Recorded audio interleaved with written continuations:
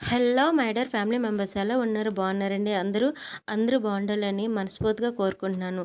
నా morning vlog అండి. ఈ వీడియో మీ అందరికీ నచ్చుతుందని అనుకుంటున్నాను. టీ అండ్ కాఫీ ఎంతమందికి అలవాటు ఉందో కామెంట్ బాక్స్లో కామెంట్ చేసేయండి.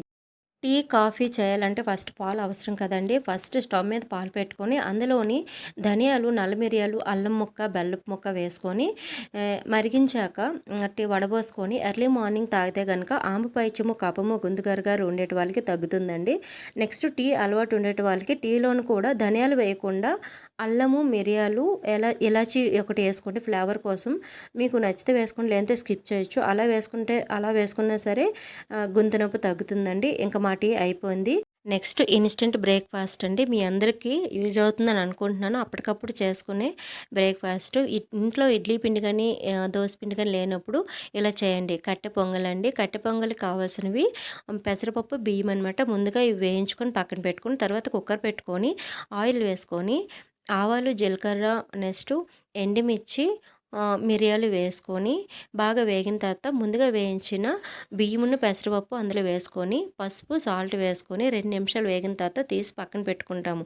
ఇది బయట స్కూల్ అండ్ కాలేజ్ పిల్లలు చదువుతుంటారు కదా, వాళ్ళకు కూడా యూజ్ అవుతుందండి. మీరు పార్సల్ చేయడానికి వాళ్ళకే కాదండి, ఇంట్లో కూడా 1 మంత్ వరకు ఉంటుంది.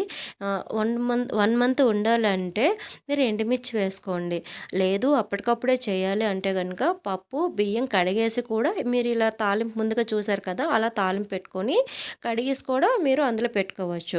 మీరు అంటే ఎన్ని గ్లాసులు పప్పు, బియ్యం తీసుకున్నారో దానికి తగినట్టుగా వాటర్ వేసుకొని 4-5 విజిల్లు వచ్చేంత వరకు మెత్తగా అయ్యేటట్లుగా చూసుకోండి. అప్పుడే చాలా బాగుంటుంది టేస్టు కట్టె పొంగల్ అనేది. మీరు ఒత్తిది కూడా తినొచ్చు, లేదు అంటే చట్నీ కూడా మీరు చేసుకోవచ్చు. మీరు చూసారు కదా, పల్లి ఎండు నువ్వులు 2 కలిపి చట్నీ చేసుకోవచ్చు. దీంతోపాటు కొబ్బరి చట్నీ కూడా చేసుకోవచ్చండి. చాలా బాగుంటుంది. అంతేకాదండి, ఇది పిల్లలు ఎంత ఇష్టంగా తింటారు.